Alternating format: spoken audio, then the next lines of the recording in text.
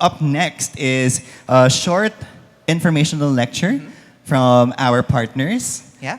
From our partners at Hash and Sale Clinic. And also, I think basically they're going to be talking about how reproductive health and HIV/AIDS is something that we should all have good and meaningful conversations about, especially that it affects many people in ballroom, but in the larger queer community. Exactly. So I think one of the things that we're going to be talking about is we're going to be talking to someone who's going to be from Hash and Sale Clinic, and they're going to be talking about HIV education and SOGIE, SOGIE SC. And SOGIE SC, for everybody who might not know the acronym, it's sexual orientation, gender identity and expression, and sex characteristics. So I guess, Misha, please do the honors of introducing our next speaker. Our next speaker, please come up the stage. Oh, I love. The floor is yours. Oh my God. Hello. Hello, everybody. Thank you very much. I am Miss Aram, of course. My name is Ms. Aram Castrello. I am the clinic manager for Sale Clinic Makati and also a part of Hash as operations and services. But let's focus on Sale Clinics. To those who are not familiar, Sale Clinics is an HIV care, treatment, and prevention clinic. We provide HIV screening, HIV treatment, PrEP, and every other sexual health issues that you would like to know. We do that. We have 4 branches actually. I am from our branch in Makati. We have a branch in Caloocan. We have a branch in Calamba and also in Jesse Martires. Okay? Hindi ko kayo makita. Asan kayo? Ayan. Okay. So, like what our host said, I will be, Sale Clinics is one of the advocacy partners, and I was tasked to talk about SOGIE SC. Is everybody familiar with SOGIE SC? A round of applause nga if we are familiar with SOGIE SC. So medyo konti lang. No? I'm going to speak in Taglish. I'm very sorry for our foreign friends. No. So, as what my sister Clea said kanina, no? SOGIE SC is social orientation, gender identity expression, and your sex characteristic. Now, the most important thing to know is, why is it important to know and understand SOGIE SC? If you were to ask yourselves, tapos give me one answer, one word. Why is it important to know and understand SOGIE SC? You don't have to answer now. Just keep it to yourselves muna, okay? Let that simmer within you while we are discussing. Okay, yan nga, no? SOGIE SC. Aside from the acronyms, I think it is important to know as well, SOGIE SC is like an identifier. Do you agree? It's like knowing yourself. Ano ba talaga ako? Sino ako? Basically, that's the I think the most correct thing. Who am I? So SOGIE SC can help with that. Okay? Isa-isahin natin siya. First is sex characteristics. Basically, this is your sex at birth. Do we agree? Yeah? Thank you. Over there. Yeah. This is your sex at birth. This is categorized in 2 parts. One is primary. This is, of course, when the doctor sees your genitals, chromosomes also takes a part of it. Of course, yeah. This is what is declared, and this is what is written in our birth certificates, no? The primary. Yeah, the doctors do that, the midwives do that, and everything else. Secondary comes when puberty hits. This is where we get like facial hair for men, for males, facial hair. The Adam's apple grows out, like hips and breasts grow for females and everything like that. Okay? Sex characteristics is also like categorized in 3 parts, as I said. Male, female, and intersex. So everybody has that. Everybody has a sex characteristic. Do we agree? Yes, okay. Unfortunately, here in the Philippines, the sex characteristic of intersex, and some parts, and most parts of the world, we don't recognize it. They don't recognize it. So unfortunately here in the Philippines, and that poses a very, very difficult situations for intersex people. But that's another topic, okay? So let's just focus on SOGIE SC first. Next is gender identity. Okay, this is the most important part of SOGIE SC in my opinion. This is, of course, because when we were kids, diba? Tapos we grow up, yun nga, we get to know ourselves more. So, we recognize who we are. Because gender identity is who you are. Ikaw ang magde-decide nito. You decide on your gender identity. It's not imposed. Because gender identity, of course, yan, dalawa yan, cisgender. Pag sinabing cisgender, cisgenders are individuals that aligns their gender to what their sex characteristic is. Does that make sense? Yes, okay. Now, transgenders, of course, is like, we can say the opposite of that. You know, your gender identity does not align or conforms to your sex characteristic. An example of that is the individual in front of you. Yes, because I identify as a transgender woman. Okay? As I said, we have gender identity. There are men, women, and of course, non-binaries. There are others. There are other ways to identify as. But etong tatlo, these three are the most common that we hear, especially in the Philippines and in the community. You know? Nandito pa ba kayo? Kaya. Okay. I'm going to make this brief. Don't worry, because I know that we have a lot to do today. Now, sexual orientation. Sexual orientation, we talk about that. We talk about sexual orientation. This is who you get attracted to. Either romantically, sexually, you know, it's the attraction. Kanino ka nagkakagusto, kanino ka kinikilig. So we have lesbians. Pag sinabing lesbians, these are women who gets attracted to women. That's common knowledge. Gays, we have heterosexuals, bisexuals, asexuals, and pansexuals. Again, it's a spectrum, no? Your sexual orientation, there are other forms pa. So it's an ongoing, like, it's nakakatuwa kasi there are so many orientations that are coming up. You know, and later on, we will have the gist of SOGIE SC. No? But basically, this is for your sexual orientation. Now, gender expression.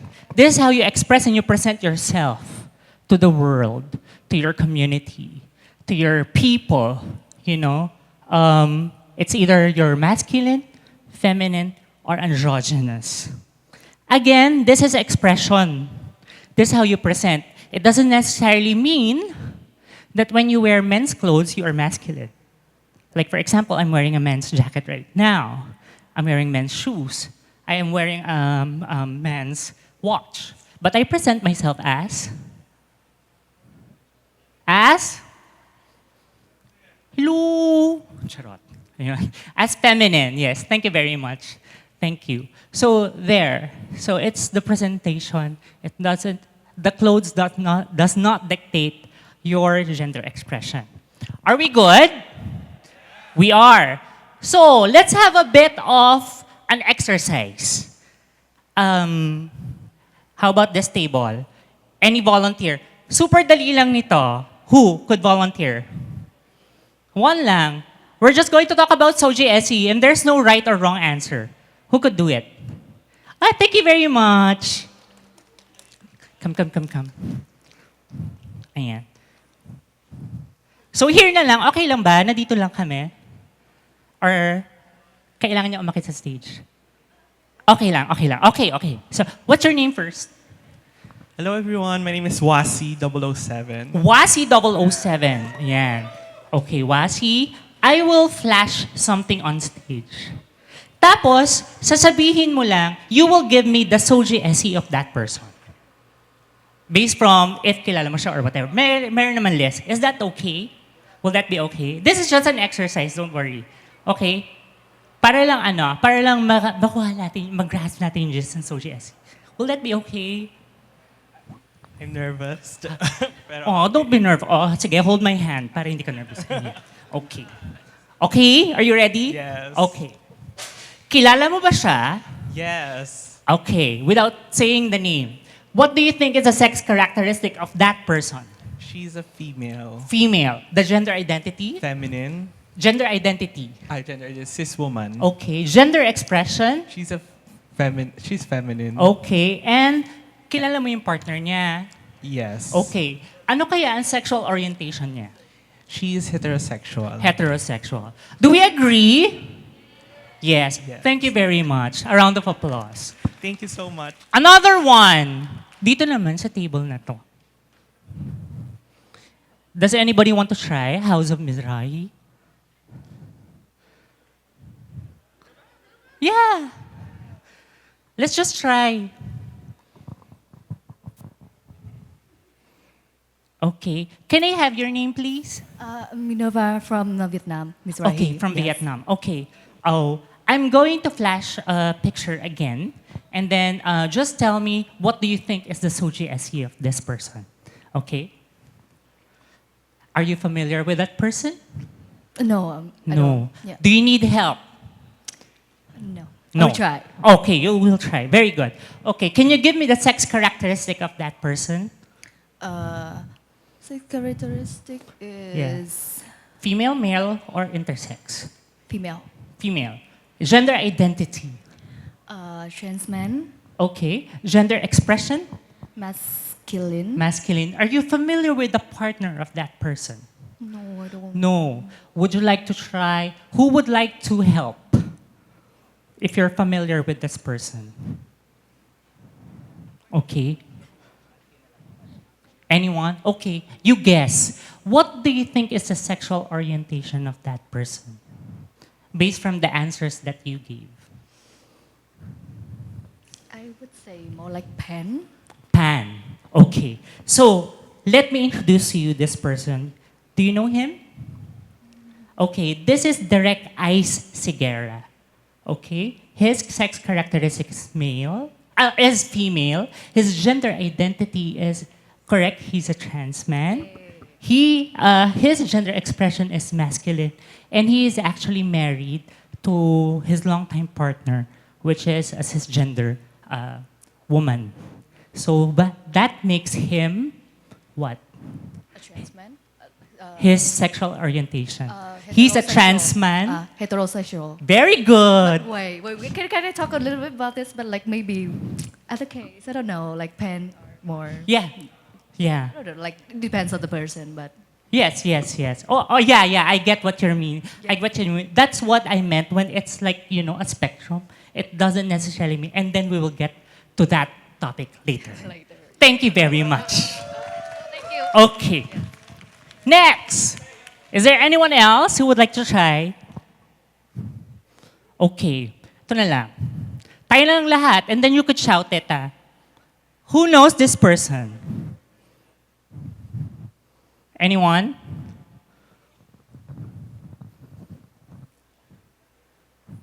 Anyone else? Our distinguished guests? Are you familiar with this person? Okay. Okay, let me introduce you na lang to this person. This is one of my idols. This is Angie King. Angie King was born male. Her gender identity is a trans woman. Her gender expression is feminine.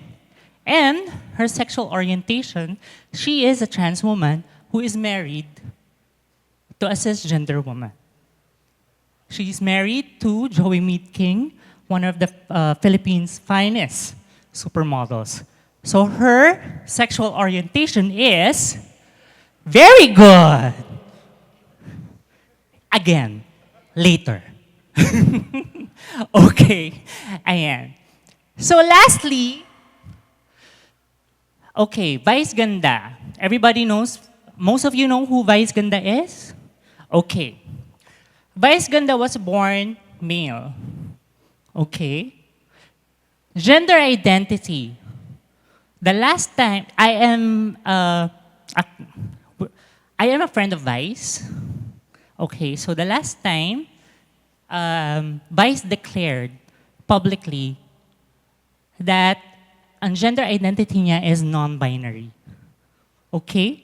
Gender expression, what do you think? Yeah. According to Vice, gender expression niya, feminine. Okay? We know who the partner of Vice is, right? Ion. Ion identifies as a cisgender heterosexual male, man. So what do you think is the sexual orientation of Vice? Queer. Any other answer?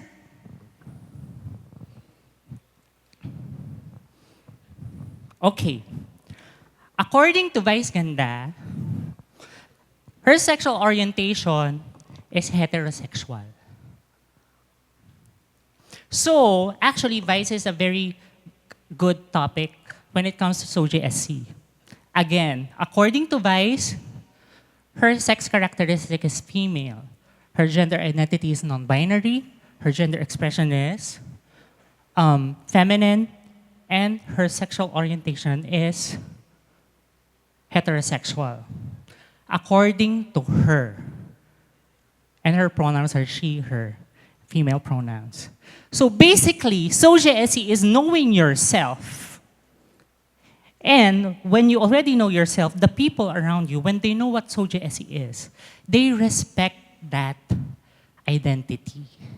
We can't impose these rules of SOGIE SE on another person just because it is what is written. It all depends on the person who is declaring and disclosing their SOGIE SE to you. So, that is why it is important to know and understand SOGIE SE. Do we agree? Thank you very much. Here are your references. And here is one of my quotes that I would like to leave you by. Again, you could follow us on Facebook. That's facebook.com Sale Clinic Makati and twitter.com Sale Clinics. Once again, my name is Miss Aren. Thank you. Thank you, Arem. Oh my God, so lovely seeing you here. Gorgeous. So I just want to say thank you, Arem, for really opening our eyes about SOGIE SC and the different ways and expressions of who we are, who we love, and who we know ourselves to be, given who we love as well, which is sexual orientation. So thank you, Arem. We're so happy that you were here. Thank you. Thank you, Arem. That was such a wonderful exercise, I think. Right? It put things into perspective. Right.